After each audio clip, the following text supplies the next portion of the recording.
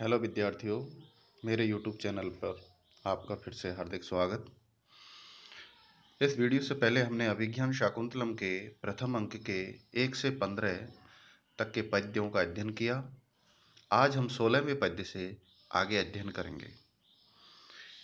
15वें पद्य में राजा दुष्यंत के द्वारा पेड़ों के झुरमुट में छिप कर के उनकी आड़ में खड़े होकर के और कण्व ऋषि के आश्रम की कन्याओं, जिनमें शकुंतला, प्रियंवदा, अनुसुईया हैं, उनको वह देखते हैं और उनके रूप सौंदर्य की प्रशंसा करते हैं कि इस प्रकार का रूप सौंदर्य तो मेरे अंतःपुर यानी रनवास में भी देखने को नहीं मिलता।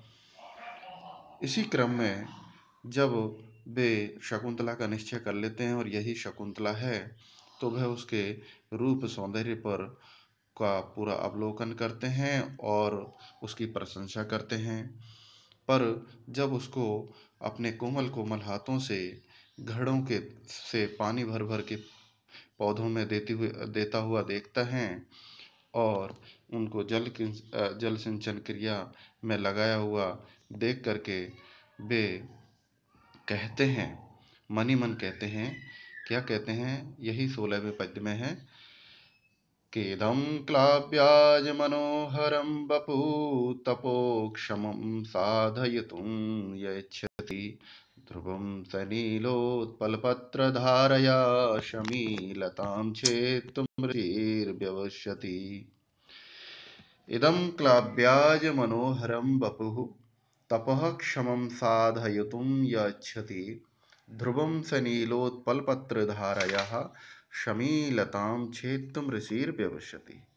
तो यह दूसरे चरण में यह यानी जो ऋषि यानी जो ऋषि कण्व है, वे अब्याज मनोहरम बपू, बिना किसी अलंकार प्रसादन के, साज श्रृंगार के, जो अत्यंत मनोहर है, ऐसे बदन जिनका, ऐसा शकुंतला का शरीर को ऋषि कण्व तपः क्षमम, तपस्या के योग्य, तपस्वियों की भांति साधयों तो बनाना इच्छति, चाहता है।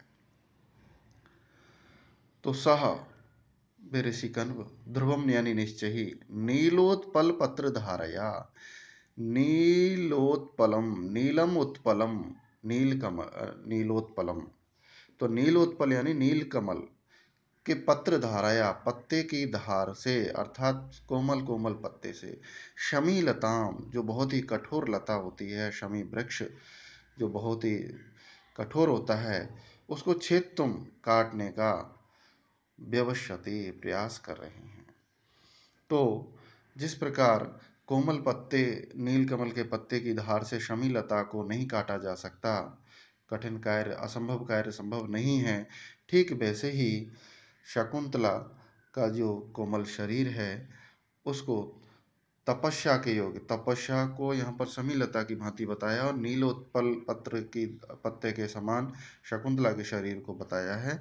इस प्रकार यहाँ पर बिंब प्रतिबिंब भाव होने से निदर्शन अलंकार है और ध्रुवम शब्द के द्वारा यहाँ पर उत्प्रेक्षा द्योतित हुई है और अब्याज मनोहरम बपू इस शब्द के द्वारा यहाँ पर विभावना अलंकार भी बन पड़ा है। और वंशस्थम छंद है जिसका लक्षण है जतौ तु वंशस्थमुदीरितं जरो।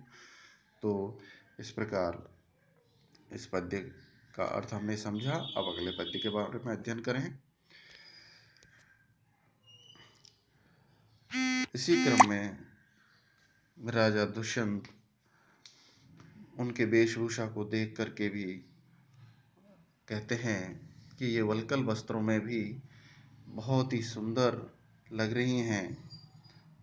और इसी के संबंध में वे कहते हैं कि सरसिजुमन विद्धम शैवलेनापि रम्यं मलिनमपि हिमांशोर्लक्ष्मी लक्ष्मीं तनोति इयमधिकमनोज्ञा वल्कलेनापि तन्वी किमिव हि मधुराणां मण्डनं नाकृतीनाम्। कि शैवल सरसिजमनुविद्धम शैवलेनापि रम्यम, शैवलेनापि, शैवाल यानी जो जल के ऊपर जो काई जैसी हरी हरी छा जाती है उससे, अनुविद्धम यानी लिपटा होने पर भी, उसके आसपास शैवाल घास के उग आने पर भी, जो सरसिजम, सरसी यानी पानी में जो जम यानी जो उत्पन्न होता है अर्थात कमल, रम्यम सुंदर होता है, अर्थात शैवाल से लिपटा होने पर भी कमल अत्यंत सुंदर लगता है। और मलिनमपि हिमांशोर, मलिनमपि थोड़ा मलिन धुंधला होने पर भी, हिमांशोर लक्ष्मा जो चंद्रमा का जो कलंक है, चंद्रमा के ऊपर जो कलंक अंकित है वह उसकी लक्ष्मी यानी शोभा को तनोती बढ़ाता ही है, न कि घटाता है। और ठीक इसी प्रकार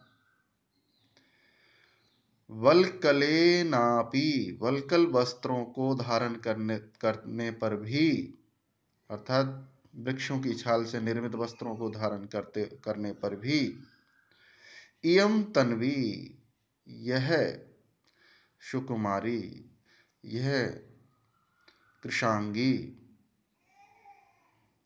यह शकुंतला अधिक मनोज्ञा और भी अधिक सुंदर प्रतीत हो रही है। इसी के समर्थन में समाहार रूप में भी कहते हैं कि ही यानी निश्चय ही, क्योंकि मधुराणाम आकृति नाम, मधुर आकृति वाले सुंदर आकृति वालों के लिए कि में ऐसी कौन सी वस्तु है जो मंडनम न, आभूषण नहीं बनती है, अर्थात जिनकी स्वाभाविक रूप से सुंदर हैं शरीर, जिनका सौंदर्य स्वाभाविक है प्राकृतिक है, उन पर आप कुछ भी पहना दो वही उसका आभूषण बन जाता है। इसी बात को शकुंतला के रूप सौंदर्य की प्रशंसा में ये राजा दुष्यंत कहते हैं। और इस पद्य में मालिनी नामक छंद है और यहाँ पर उक्त बातों का ऊपर के तीन चरणों की में कही हुई बातों का चतुर्थ चरण की इस सूक्ति के द्वारा के में भी मधुराणाम मंडनम नाकृति नाम पंक्ति के द्वारा इसका समर्थन किया गया है। अतः यहाँ पर सामान्य का विशेष समर्थन होने के कारण अर्थांतरन्यास अलंकार है। और इस श्लोक में शकुंतला यानी तन्वी जो शब्द आया है उसके लिए सरसिजम, हिमांशुर लक्ष्मा आदि उपमानों का यहाँ पर निर्देश किया गया है। अतः यहाँ प्रति वस्तु उपमा अलंकार भी बन पड़ा है और मालिनी छंद है जिसका लक्षण है ननमयतेयम मालिनी भोगिलोकई, जिसमें 2 नगन 1 मगन 2 यगन तथा 8 व 7 पर यति हो, वह मालिनी छंद कहलाता है। अब हम देखते हैं अगला पद्य। अब शकुंतला के सौंदर्य की प्रशंसा में ही राजा मनीमन एक पद्य और कह रहे हैं कि अधर किशिल राग कोमल विटिपानुकारिणो बाहु कुसुमिव लोभनीयं यौवनमंगेषु सन्नद्धम, यौवनमंगेषु सन्नद्धम।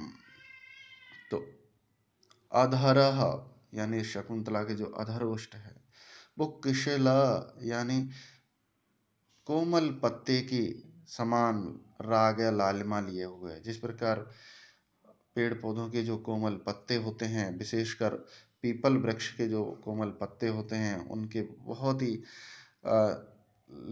लालिमा लिए हुए गुलाबी कलर के होते हैं, वैसी लालिमा लिए हुए शकुंतला के अधरोष्ट हैं। और बाहु उनकी दोनों भुजाएं, दोनों हाथ कोमल कोमल हाथ कोमल विटप अनुकारिणो, वृक्ष की कोमल टहनियों के समान सुकुमार यानी सुकोमल है। जिस प्रकार पेड़ पौधों की छोटी छोटी टहनियां अत्यंत कोमल होती हैं, ठीक इसी प्रकार उनकी भुजाएं हैं। और अंगेशु शकुंतला के अंगों में, शरीर में, कुसुमिव फूल की भांति, फूलों की भांति, लोभनीयम आकर्षक लुभाने वाला, यौवनम यौवन सन्नद्धम व्याप्त है, अर्थात पूर्ण यौवन से युक्त शकुंतला को यहाँ पर दर्शाया गया है। जिस प्रकार पीपल वृक्ष के सुकुमार कोमल पत्ते ताम्र वन के समान लालिमा लिए होते हैं, वैसे ही शकुंतला के ओष्ठों को दर्शाया गया है और उनके कोमल कोमल हाथों को वृक्ष की कोमल टहनियों के समान सुकुमार बताया है। इस प्रकार शकुंतला का संपूर्ण शरीर यौवन मद से आप्लावित बताया गया है। तो यहाँ पर आर्या नामक छंद है और उपमा अलंकार है। तो अगला हम पद्य देखें। जब राजा देखते हैं और बार बार उनका मन शकुंतला के प्रति आकर्षित होता है, राजा अपने मन को समझाता है कि नहीं, ये आश्रम की कन्या इनकी और नहीं आकर्षित होना है, लेकिन फिर भी राजा का मन उनकी ओर आकर्षित होता है, वे स्वयं को नहीं रोक पाते हैं। तो मन ही मन राजा विचार करते हैं कि असंशयं क्षत्र परिग्रह क्षमा यदार्यमभिलाषि मे मनः सतां हि संदेह पदेषु वस्तुषु प्रमाणमन्तः करण प्रवृत्तयः। कि असंशयम यानी निस्संदेह, इसमें कोई संदेह नहीं है कि यह शकुंतला क्षत्र परिग्रह क्षमा, क्षत्रिय के द्वारा परिग्रह यानी विवाह करने, क्षमा यानी योग्य है। यह शकुंतला, मेरा मन कहता है कि निस्संदेह क्षत्रिय के द्वारा विवाह करने योग्य है। क्यों? यतः यानी यत यानी कि क्योंकि मैं यानी मेरा, आर्यम यानी श्रेष्ठ मन, जिसको मैं बलपूर्वक रोकने की क्षमता रखता हूं, ऐसा मेरा पवित्र मन अस्याम इसके प्रति, शकुंतला के प्रति अभिलाषी हो रहा है, इसको पाने की चाह रख रहा है, इच्छा युक्त है। ही यानी क्योंकि, राजा अपनी बात का समर्थन नीचे की पंक्तियों से करते हैं। ही यानी क्योंकि संदेह पदेषु वस्तुषु, संदेहास्पद वस्तुओं के विषय में, सताम यानी सज्जनों की, अंतःकरण प्रवृत्तया, अंतःकरण यानी की प्रवृत्तियां यानी हृदय की जो आवाज है, मन की जो आवाज है, वही प्रमाण होती है।